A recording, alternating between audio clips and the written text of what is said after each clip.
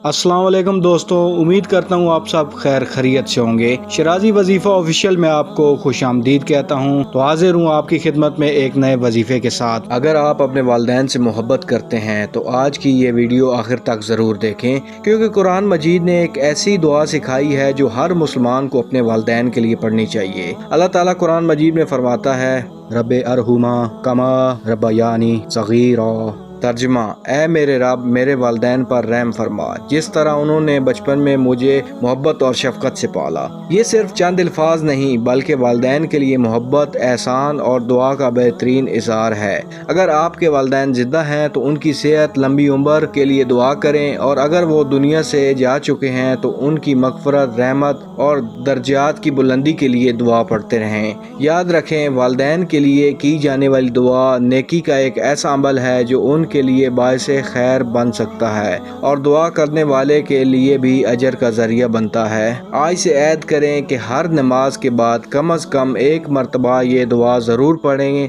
अगर आप चाहते हैं कि हमारी रोज़ाना की इज्तिमाई दुआ में आपके वालिदैन का नाम भी शामिल किया जाए तो अपने वालिदैन का नाम कमेंट में ज़रूर लिखें। अल्लाह ताला तमाम लोगों के वालिदैन पर अपनी बेशुमार रहमतें नाज़िल फरमाए। जिंदा हैं तो उन्हें सेहत और आफियत अता फरमाए, और जो दुनिया से जा चुके हैं उनकी मग़फ़िरत फरमाए। आमीन। वीडियो अगर आपको पसंद आई हो तो चैनल को ज़रूर सब्सक्राइब करें। मिलता हूँ आपको अगली वीडियो में। अस्सलाम वालेकुम, अल्लाह हाफ़िज़।